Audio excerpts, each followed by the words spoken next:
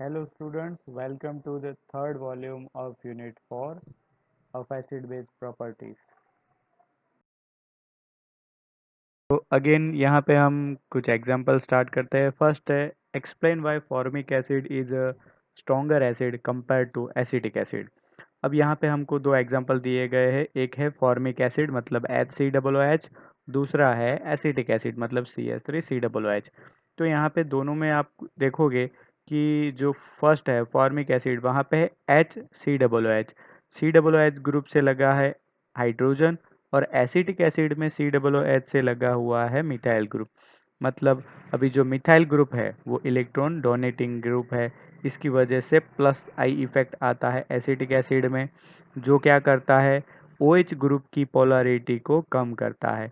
इसलिए जो एनायन है वो डिस्टेबलाइज हो जाता है। इसीलिए फॉर्मिक एसिड जो है वो एसिटिक एसिड से स्ट्रॉन्गर एसिड है। और पीके वैल्यू देखने जाए तो फॉर्मिक एसिड का है 3.7, एसिटिक एसिड का पीके वैल्यू है 4.76। तो दोनों में से किसका कम है? फॉर्मिक एसिड का। तो obviously smaller the P K value stronger is the acid, मतलब जिसकी वैल्यू पीके वैल्यू कम होगी वो ज़्यादा एसिडिक। हम दूसरा एग्जांपल देखेंगे कि क्लोरो एसिटिक एसिड जो है वो एसिटिक एसिड के कंपैरिजन में ज़्यादा स्ट्रॉन्गर है।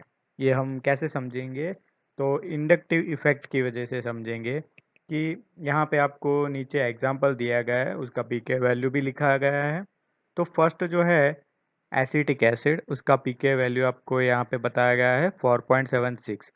उसके साइड में है क्लोरो एसिटिक एसिड, उसका पीके वैल्यू है 2.85। यहाँ पे कम है क्लोरो एसिटिक एसिड का वैल्यू है पीके वैल्यू।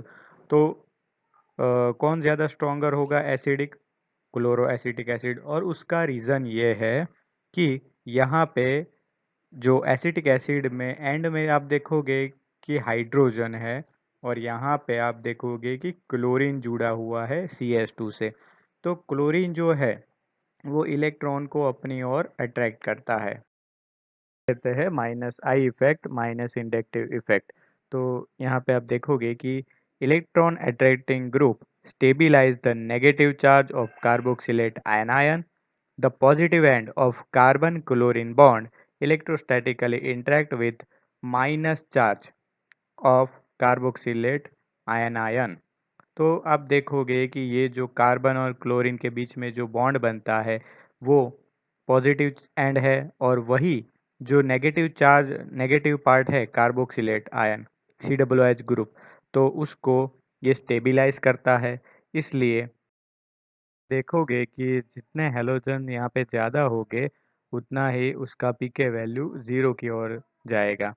तो यहाँ पे आप एग्जांपल देखोगे कि 3 क्लोरीन वाला ट्राइक्लोरो एसिटिक एसिड जो है इन तीनों में मोस्ट स्टेबल, उसका आप वैल्यू पीके वैल्यू देखोगे तो 0.7। और उससे भी एक एग्जांपल है ट्राईफ्लोरो एसिटिक एसिड, तो उसका पीके वैल्यू है 0.23। तो मतलब इन सबसे ज़्यादा वो एसिडिक होगा। अब यहाँ पे जो एग्जांपल है वो है acidity order of dicarboxylic acid. तो आपको फर्स्ट इन पांचों डाई एसिड का नाम याद रखना पड़ेगा। डाई कार्बोक्सिलिक एसिड में फर्स्ट है दो COOH ग्रुप से, फर्स्ट है ऑक्जेलिक एसिड, सेकंड है मैलोनिक एसिड, थर्ड है सक्सिनिक एसिड, फोर्थ है ग्लूटेरिक एसिड और फिफ्थ है एडिपिक एसिड।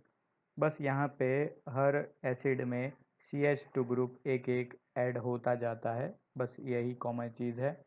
तो इसका जो ट्रिक है OMSGA, आप कोई भी नाम याद रख सकते हो। Oxalic acid, malonic acid, succinic acid, glutaric acid और एडिपिक एसिड। नीचे इनका PKA1 PKA2 वैल्यू दिया गया है। और यहाँ पे आप PK1 मतलब फर्स्ट हाइड्रोजन के आयोनाइजेशन के टाइम और PKA2 मतलब सेकंड हाइड्रोजन के आयोनाइजेशन के टाइम इनका जो वैल्यू दिया गया है, तो आप इनमें देखोगे कि सबसे कम है ऑक्जेलिक एसिड का। तो जो ऑक्जेलिक एसिड है वो सबसे ज़्यादा स्ट्रॉन्गेस्ट एसिड होगा इन पांचों एसिड में से। बिकॉज आप देखते जाओगे कि हर एसिड आगे बढ़ते जाओगे उनमें एक CH2 ग्रुप बढ़ता जाता है। और जैसे जैसे CH2 ग्रुप बढ़ता जाता है तो इनका जो स्टेबिलाइजेशन इफेक्ट है वो कम होता जाता है। तो उसकी वजह से जो हाइड्रोजन बॉन्डिंग है वो आप देखोगे नेक्स्ट स्लाइड में कि जो ऑक्जेलिक एसिड है उसमें ज़्यादा होने की वजह से जो ऑक्जेलिक एसिड है वो ज़्यादा स्ट्रॉन्गेस्ट एसिड है। पे आप ऑक्जेलिक एसिड के दोनों COOH ग्रुप के बीच में हाइड्रोजन बॉन्डिंग देख सकते हो।